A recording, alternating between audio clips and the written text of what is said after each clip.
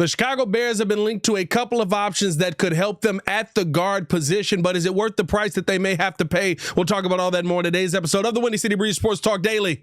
Let's go.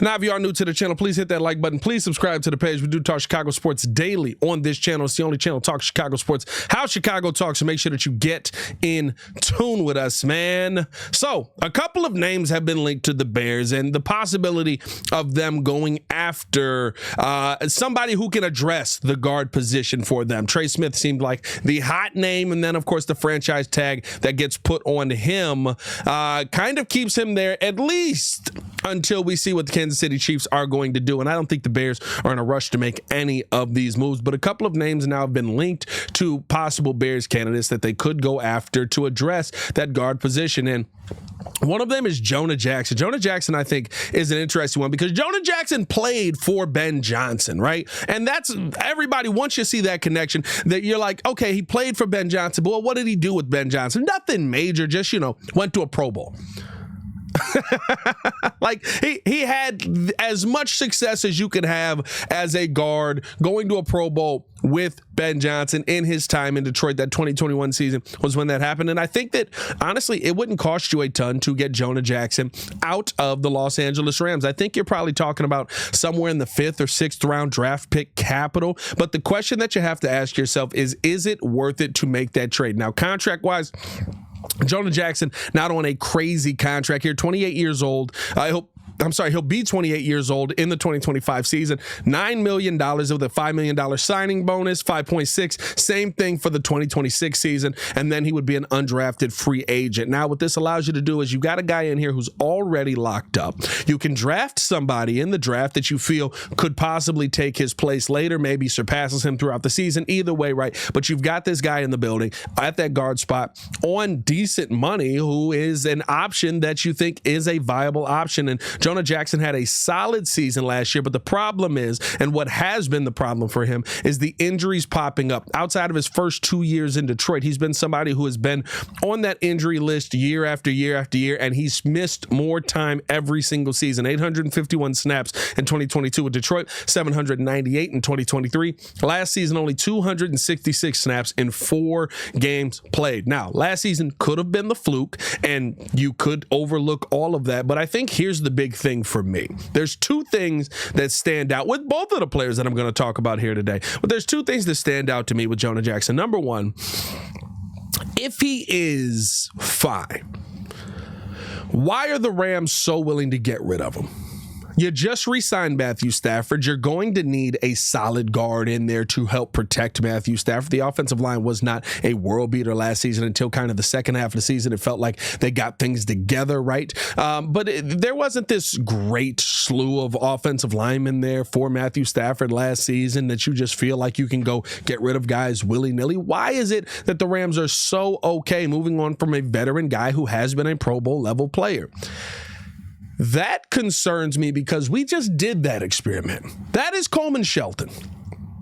That is the Coleman Shelton conversation to me. When at the beginning of the year, I'm like, well, Matthew Stafford doesn't move very well, and you just signed Coleman Shelton. What does that mean? Should we be concerned? Is this a problem? Is this something that could affect the Bears? Guess what? It affected the Bears all season long. And so for me with Jonah Jackson, I would probably be out on him. The other reason outside of that, though, is because if you're trading for him, if you're giving up that 6th round pick or that 5th round pick to go out there and add him for $9 million, why not just re-sign Tevin Jenkins? And I mean, honestly, you can have that conversation about a lot of these pieces here, but you're talking about somebody who, when healthy, is a very good player, who, when healthy, is one of the dominant guards in the league, who, when healthy, is a monster on the field. Yeah, I got that guy already. I'm about to let him walk out the door. And maybe you just want to have a different face in there, a different body. This is a different regime. Tevin Jenkins not drafted by Ryan Poles. But if you've got that guy here already, I don't think that it makes a ton of sense to move on from Tevin Jenkins, who, if we're being honest, you probably could get him here for less. It wouldn't cost you draft capital, and he can be just as effective when healthy. And I know a lot of people are going to say, well, Pat, you're saying a 6th-round pick. It's just a 6th-round pick. The guy that you wanted to go sign, who was the leading candidate to be the guard for the Bears, was a 6th-round pick. So I don't think that we're in any position to just go throwing draft capital away and feel, oh, it's just a 6th-round pick. Who cares? Go get the guy. Worst case scenario, he's on the team. You take a flyer on him and it doesn't work out.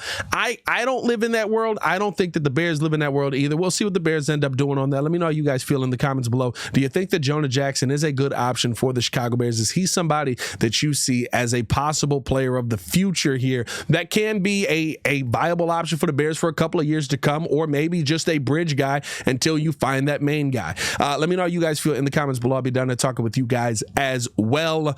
Another option that is available to the Bears, and this is just via free agency, and I think that this just makes sense, right? If you're talking about options that you could bring in here. But Will Fries is somebody who has been connected to the Chicago Bears. Now, you're not giving up draft capital. You're simply giving up money in this situation. And Will Fries is somebody who had his best season last year, was playing pretty well throughout that season, but end up dealing with injury. Yet again, talking about somebody who's got that injury bug, played in 5 games, was playing some of the best football we've seen him play in his career, had a broken tibia, and had to get that surgically fixed, had to get a plate put in there. Don't know what kind of ligament damage ended up happening, but seems like he's going to be good to go heading into this season. Aaron Schatz of the ESPN actually connected him to the Chicago Bears, said the entire interior of the Chicago's offensive line will be leaving in free agency, so let's beef up quarterback Caleb Williams, pass protection. Fries will be just 27 years old this season, and he's playing the best ball. If trading for him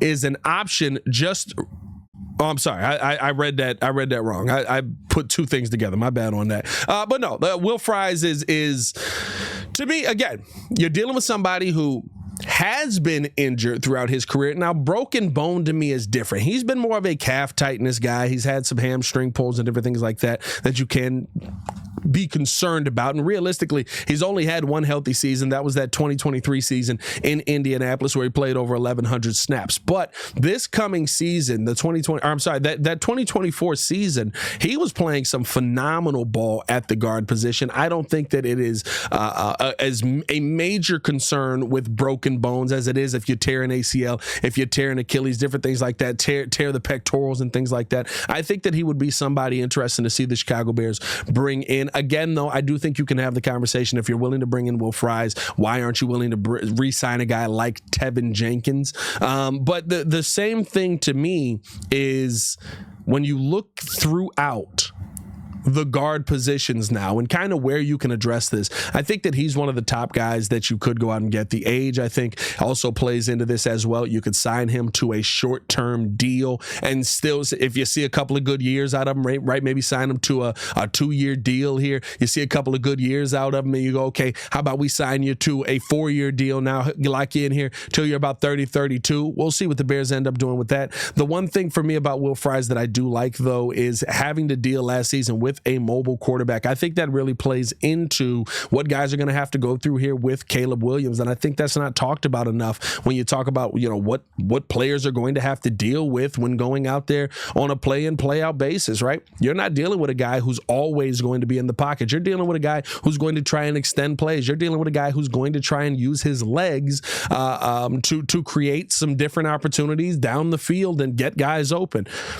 That means you have to be a little bit more mobile. Will Fries dealt with that with Anthony Richardson over the last 5 games, or over those first 5 games, I should say. And I think that he was pretty good in that. The run blocking was one of his better attributes, and I think that plays in a lot to what Ben Johnson wants to do here, but still was not too shabby in the pass blocking game. And I think that's kind of the difference between Jonah Jackson and Will Fries here. Jonah Jackson, I think run blocking wise is phenomenal. Also, Ben in a Ben Johnson system knows it. I think there's an advantage there. But pass blocking wise, you weren't having those same conversations. To me, Will Fries kind of fits everything you want from the guard. The only concern is the injuries. Like I said, only one real healthy season. Rookie year, 22 snaps. Second year, 642 snaps. Third year, 1,100 snaps. Last year, broken leg, 268 snaps. Those are concerns Those are concerns that you're going to have. And it's going to mean that you're going to need depth at that position. If you were to go get either of those guys, I would also be looking to sign or to draft a guy like Tyler Booker. And maybe in the 6th round, you go out and try and find another guard that you can eventually plug in to that spot. So I think that there's a couple of options available to the Bears here if they were to go after him. At the end of the day, I think that the Bears will deal with this position more so through the free agency than the draft. I just don't see them trading for somebody unless, right, the Kansas City situation turns into, we did put the franchise tag on him as a placeholder, but we're actually going to trade him anyway, which we did see Kansas City do that. I'm talking about Trey Smith here. We did see Kansas City do that last season with Snead. They put the franchise tag on him and then ended up trading him anyway. So that could still be something if a long-term deal is not worked out. At the end of the day, I think that would be a situation where the Bears go out and try to make some trades. To me, Will Fries is not that conversation. To me, Jonah Jackson is not that conversation.